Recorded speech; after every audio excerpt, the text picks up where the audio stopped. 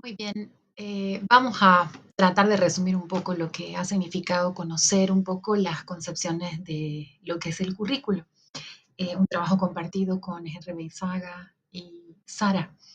En esta primera parte lo que hicimos fue entender un poco ese currere en traducción latín, que significa camino a recorrer. Interesante la posición de entender cómo las concepciones comenzaron marcando el currículo como un instrumento, como un espacio de experimentación. Luego la historia entre cultura egipcia romana y el Renacimiento le fueron dando un orden lógico a, a ese conocimiento y cómo transmitían ese conocimiento y cómo la ciencia fue ordenando las formas, las maneras. Me llamó mucho la atención, por ejemplo, el hecho de entender que en un momento de, de la historia solo la élite era la que recibía la educación. En cuanto a los elementos, también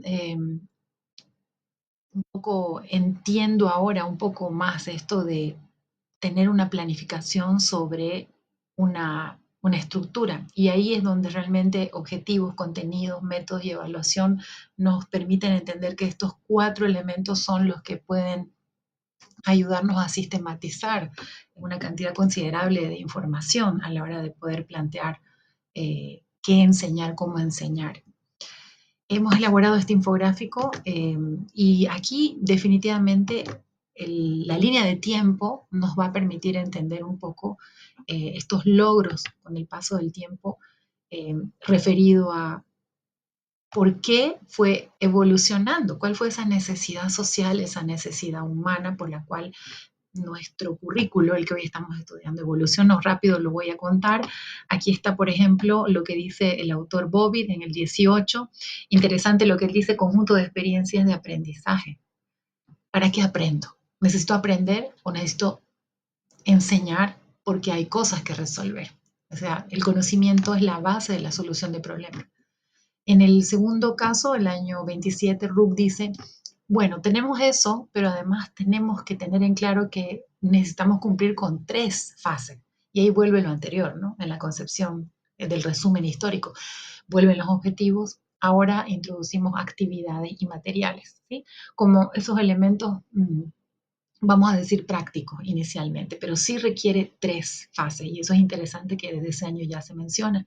Caswell en el 1950 dice que la concepción del currículo representa ambientes de acción. Yo creo que aquí ya estábamos sintiendo que el conocimiento en sí no era como vaciarlo a una cabeza en blanco, ¿no? Como poder vaciar recipientes vacíos inamovibles, sino todo lo contrario, que el conocimiento, el entendimiento viene de un ir y venir entre estudiante o maestro o docente y estudiante. El aprendizaje cuenta todo lo que antecede al estudiante. O sea, yo tengo un bagaje como estudiante, mi estudiante tiene un bagaje como seguidor mío en el momento que me toca asumir ser docente o profesor. Entonces, ese antecedente, ese conocimiento previo es valioso desde el 1950. Luego la UNESCO en el 1958 dice, si hablamos de currículo tenemos que hablar de la sumatoria de experiencia. Entonces se consolida lo del 50, un poco más incluso, porque aquí ya dice necesitamos materiales, necesitamos métodos de enseñanza para poder alcanzar fines educativos. Y luego, interesante, hemos resumido un poco lo que pasa entre el 1965 y el 74, y Sailori lo dice ya clarísimo ese año, el 74, y dice, esto es un sistema, es un subsistema del sistema. Yo lo entiendo como un sistema finalmente, es decir, un conjunto de oportunidades por las cuales el aprendizaje con métodos, objetivos e instrumentos, metas y planificación logra algo específico. En el mismo año, en el 74, Taba dice, efectivamente un currículo es la selección y organización de contenido. Es que si yo tengo un orden, una metodología, tengo normas de enseñanza, es casi ineludible que voy a lograr un aprendizaje desde una perspectiva. Es decir, voy a saber, estoy enseñando esto, estos son los métodos, esto tengo que obtener y esta es la evaluación. Eso se entendía en el 74. En el 85, interesante lo que ocurre también con Stenhouse.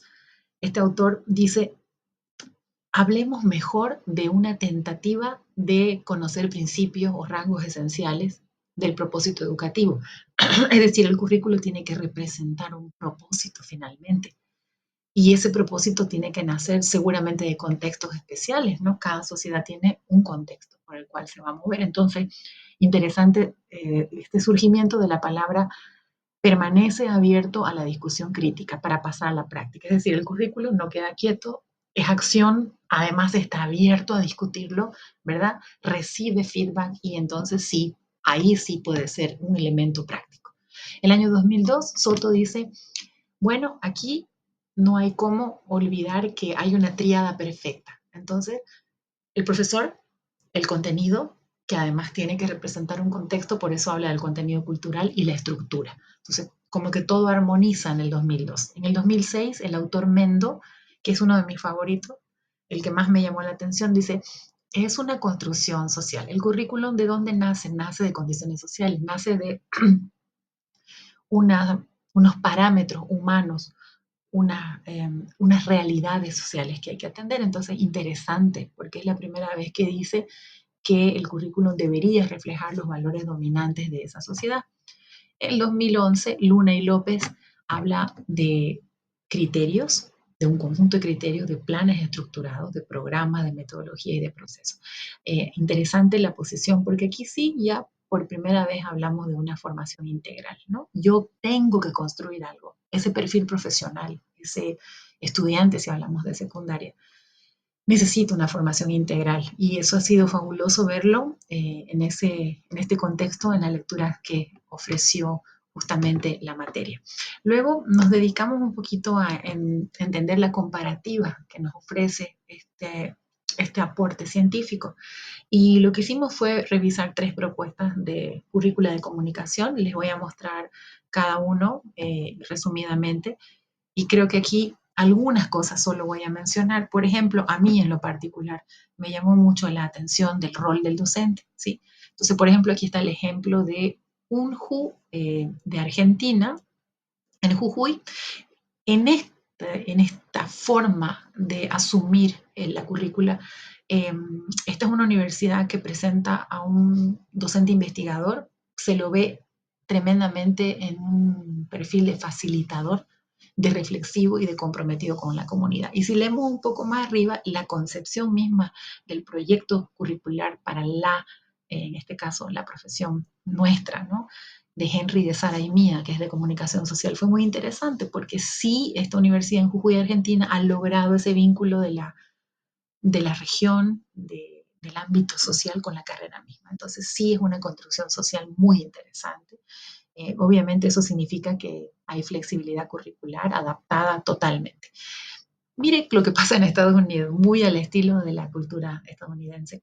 El docente, sin embargo, aquí ya es un mentor, ¿no? Un mentor, una persona que cumple objetivos y metas bien específicas, está más orientada al objeto, por así decirlo. El objeto, no el sujeto. El objeto es un resultado, es un producto. Y sí, obviamente, se habla de liderazgo profesional.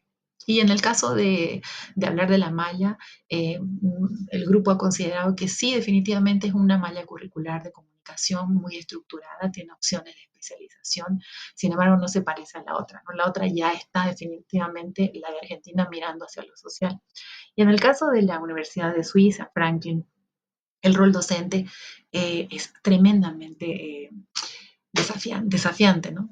Dice mediador cultural, mediador intercultural, en todo caso, promotor de pensamiento crítico y ético. Claro, estamos hablando de enfoque global, ¿no? Está en Suiza, pero es para el mundo. Y en todo caso, cuando hablamos ya de cómo es la flexibilidad curricular, hablamos de interdisciplinario como una posibilidad muy altísima de ser personalizada. Entonces, sí estamos hablando de un contexto de diseño curricular, como dice ahí, centrado en competencias, en valores, en diálogo intercultural. Es fabuloso pensar que esto existe y de esa manera nosotros que hemos estado repasando un poco eh, los, los diseños, los enfoques, en todo caso, que más nos gustaron, particularmente me quedo con el enfoque crítico social. Es un enfoque que sí nos muestra una teoría educativa muy crítica, me interesa el tema de la orientación democrática social, y es que el currículo en realidad es un proyecto social, está mirando hacia la necesidad. Hay mucha investigación, hay acción, hay razonamiento, y aquí el estudiante es deliberante, es crítico. Claro, si el docente es crítico e investigador, el estudiante también lo es. Y me interesó mucho esto, ¿no? Inconforme con la realidad.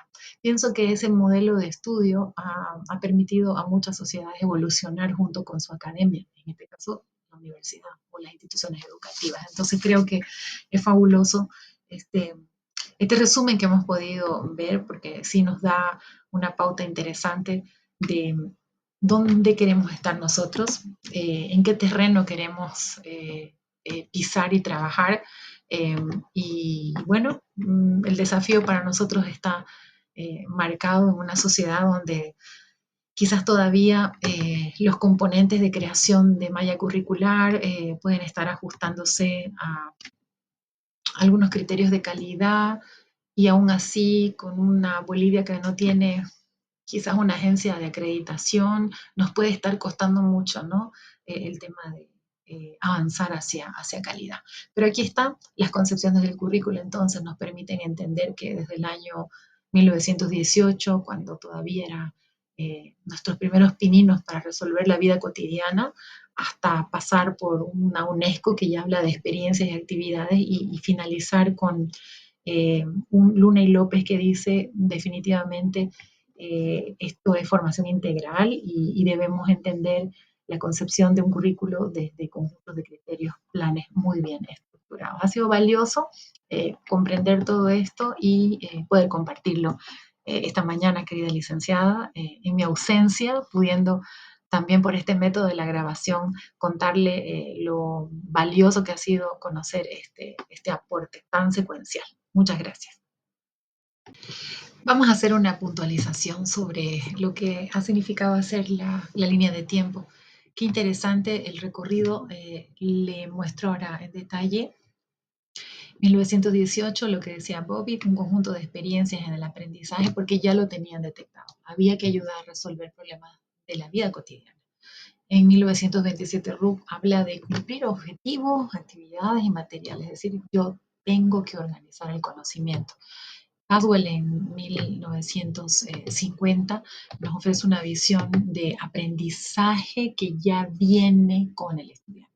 O sea, yo debo tener entonces un currículo prácticamente en acción.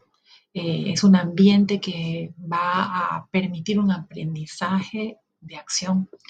En 1958 UNESCO da un paso adelante y habla de sumatoria de experiencias, se parece mucho a la anterior, pero añade la metodología, ¿no?, de enseñanza, y te dice que hay un fin para cada educador o para cada contenido, hay un fin y debo caminar. Interesante porque nos recuerda un poco el objetivo profundo que significa tener este documento teórico, por así decirlo, pero que es tremendamente de aplicación práctica. Es un documento que se enriquece con la necesidad humana, ¿no? Cada año, cada temporada, cada ciclo, cada sociedad. Entre el 65 hasta el 74, y Sailori en específico habla ya de el subsistema y el sistema educativo como tal. Entonces, interesante entenderlo como que cada vez que planteamos una sistematización de qué voy a enseñar, por qué enseño de esta manera, cuánta es la cantidad de las cosas y de la manera ordenada que debo enseñar, primero nuevamente vuelve a recaer el objetivo mayor, que es cuál es esta oportunidad de aprendizaje que voy a brindar o que vamos a brindar cuando hablamos de la institución educativa, y enfocado siempre en el logro de metas bien establecidas, ¿no? Entonces, de alguna manera, lo fuerte en ese año es la planificación. En el 74 ya impulsa a seleccionar. Hay tanto que debo dar, cómo debo darlo, cómo debo organizar el contenido, y por tanto ahí nacen las normas de un aprendizaje, y definitivamente, perdón, eso ayuda a entender cómo debo evaluar entonces. En 1985 Stenhouse dice, hablemos de alcanzar propósitos educativos. Entonces, ahí es un año clave porque se entiende que el currículum ya es una cosa abierta, ya es una cosa a discutir y tengo que entender por qué enseño esto y de alguna forma al entrar en el terreno de la crítica, de qué sí, qué no, qué componentes debo yo poner, y por eso hablo de principios, rasgos y valores, pues también de alguna forma eso me lleva a la práctica. Estoy siendo estructuralmente práctico. En el 2002, Soto habla de la triada y eso es fabuloso. Llama muchísimo la atención que ya desde ese año hablamos de una interrelación de lo que el docente o profesor hace, lo que el contenido cultural, quiere decir que responde al contexto de una sociedad, hace y cómo la estructura apoya y guía a esta triada. En 2006, Mendo da un salto y ya nos enfoca en la construcción social, ¿no?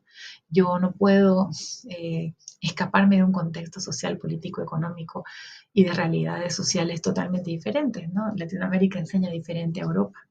Y de ahí es que nosotros entendemos que la enseñanza también tiene que ver con valores dominantes de esa condición social o de ese contexto. Y por último, en 2011 le mencionaba a Lunas y López que ahí sí tenemos ya un conjunto de criterios muy bien estructurados, estamos bajo normas, planes, bajo programas específicos, es decir, ahí hay sistematización, hay una currícula entendida con orden, hay metodología, hay procesos y todo entendido como el eslabón fuerte que me va a permitir pensar en un perfil profesional muy integral y sobre todo esto, ¿no?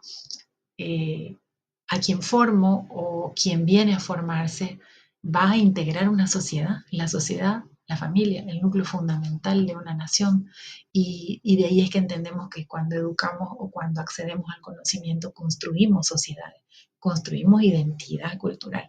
Eh, Sociedades alejadas o privadas, mejor dicho, de la educación, sabemos el resultado de su economía, de estilo de vida, del ciclo de vida, de la calidad de vida. Incluso en el tema de la educación tiene mucho que ver con la prevalencia de vida y muerte, la, las edades tope de gente que llega a estudiar y que ya no estudia, tiene muchísimo que ver, ¿no? La construcción de identidad cultural basada en la educación, entendemos que ha transformado al mundo y que la educación como tal sigue siendo ese proyecto ya no solamente educativo, ¿no? Sino un proyecto de vida, una, una forma de entender que al armar un currículo, al diseñarlo, al estructurarlo, estamos siendo arquitectos de la formación de humanos, de personas, de seres pensantes, actuantes, que transformarán la sociedad. Entonces, tenemos en nuestras manos una grandísima responsabilidad. Entonces, me quedo con esto al final. El currículo no es la suma de objetivos, de contenidos, no es la suma solo de métodos y criterios, sino es un proceso reflexionado, debatido, entendido, comprendido, altamente eh, consensuado para entender el perfil que queremos lograr. Así que esa es la parte, creo, más rica de haber podido hacer esta línea de tiempo y compartirla de esta manera para que pueda aportar al entendimiento de la concepción de la currícula basada en los ciclos educativos, los años, los estudios de estos prestigiosos autores. Muchas gracias.